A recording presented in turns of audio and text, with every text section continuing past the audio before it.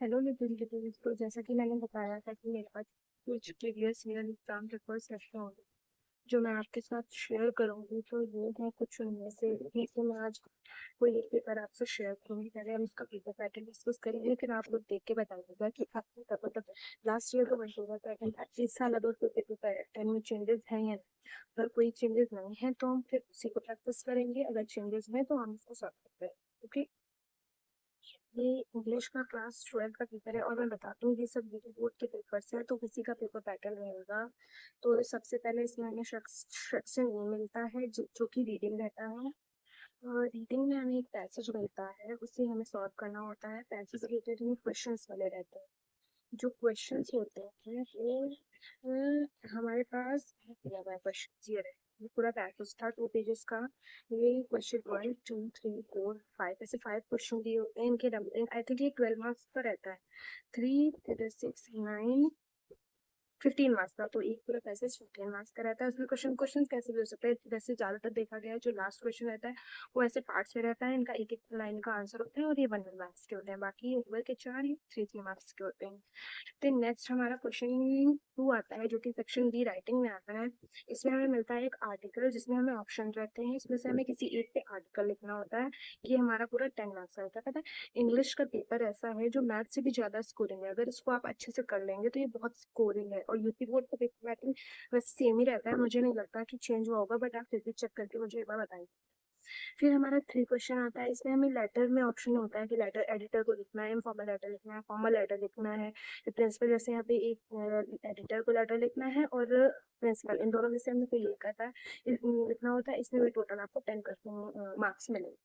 फिर नेक्स्ट हमारा आता है सेक्शन सी। ये बहुत अच्छा सेक्शन है, ये ग्रामर का सेक्शन रहता है। इसमें आपको आरएस जो फोर्थ क्वेश्चन रहता है उस वो ग्रामर रिलेटेड रहता है। वो 5 मार्क्स का 5 क्वेश्चन रहते हैं, ABCD E करके। और हर क्वेश्चन के 2 मार्क्स रहते हैं। ये एमसीक्यू फॉर्म में रहता है लेकिन ये ग्रामर होता है जो आपकी वोकैबुलरी या फिर one word substitution, idioms, phrases, opposites, synonyms, इनसे रिलेटेड रहता है। ये देखिए ये ई तक। फिर हमारा क्वेश्चन 5 आता है। ये नरेशन बेस्ड रहता है, तो आपने नरेशन पढ़ा ही होगा, तो उसके जितने भी टाइप्स होते हैं उनको सॉल्व करके रहिएगा। उनमें से 2 आते हैं, आपको ये करना होता है और 2 मार्क्स का रहता है। ये ऑप्शन वाले रहते हैं। इसी तरह बी पार्ट में हमें अ, ये क्या है? हाँ, ये सेंटेंस फॉर्मेशन से रहता है। आपने पढ़ा होगा सिंपल, कॉम्प्लेक्स, कंपाउंड। इनमें से 2 ऑप्शन में रहेंगे, कोई एक को आपको सॉल्व कर। फिर हम आ जाते हैं सी पे। इसके भी सेंटेंस, ये वॉइस वॉइस पढ़ा होगा ना, तो वॉइस में यहाँ पे डिग्री तो ये वर्ड फॉर्मेशन क्या होता है जो डिग्री वाले होते हैं, ट्रांसफॉर्मेशन उसमें से, तो इनमें से भी आपको एक करना है 2। फिर ये आर्टिकल से है, मतलब जो ग्रामर के होते हैं इसमें से हमें क्वेश्चन रहते हैं पूरा 10। हाँ, 2 यहाँ, 3 4 5 6 7 8 10। 10 मार्क्स के रहते हैं। इसमें से कहीं से भी आपसे क्वेश्चन पूछ लेंगे, एक क्वेश्चन करना होगा, 2 ऑप्शन होंगे, सब 2 2 मार्क्स के रहेंगे। ये हमें यहाँ पेयर्स वाले वर्ड्स ऑफ इंटेंसिटी पूछ लिया गया। फिर हमारा 6 नंबर क्वेश्चन ट्रांसलेशन का रहता है, ये 5 मार्क्स का। इसे भी आप प्रैक्टिस कर लीजिए। ज्यादा बड़े पैसेज नहीं आते, छोटे पैसेज आते हैं। अगर आप प्रैक्टिस अच्छी रही है तो आप कर लो। देखिए मैंने पेपर सॉल्व किया हुआ पूरा यहाँ पे, ऐसे ही आप यूपीएससी पेपर अच्छे से लगती है। फिर हमारा सेक्शन दिया जाएगा जो लिटरेचर पार्ट से है। क्वेश्चन 7, इसे ये शॉर्ट क्वेश्चन रहेगा। ये हमारा इससे लास्ट सेशन कोर्स का है, कोर्स से रहेंगे 100 क्वेश्चन। इसमें से भी आपको करना होगा। 2 क्वेश्चन रहेंगे, दोनों में ऑप्शन रहेगा, मतलब तो एक क्वेश्चन ये कि इन दोनों में से कोई एक, इन दोनों में से कोई एक।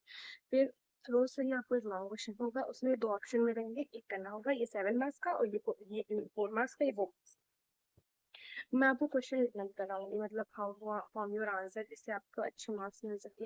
मतलब ये इतनी सारी प्रैक्टिस क्लासेस में बहुत ज्यादा कराई जाती है, इसी से बढ़ते हैं।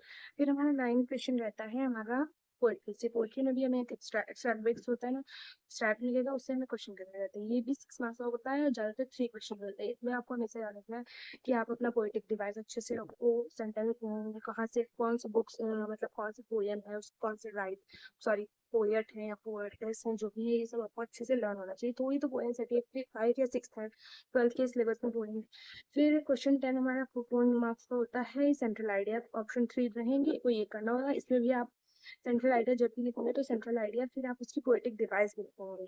और आपको हर पोएम के पोए, और ये तो पूरे आपके जितने भी प्रोज में जितने भी लेसन्स हैं, और एक कॉम्प्लीमेंट्री क्या रहता है, एक और रहती है बुक द थर्ड लेवल जिसमें है उसके सारे राइटर्स और ऑथर्स सब पता होना चाहिए कितने क्या लिखा है।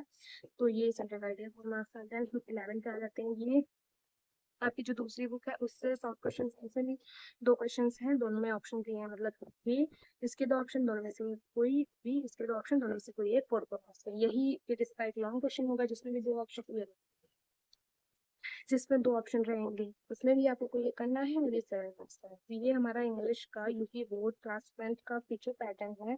आप चेक करके बताइएगा कि यही पेपर पैटर्न है या फिर चेंज हुआ है। अगर यही पेपर पैटर्न है तो बेस्ट थिंग है, फिर हम इसी पे प्रैक्टिस करेंगे। अगर फिर चेंज हुआ है तो हम फिर उसको सॉर्ट आउट करेंगे। Bye bye.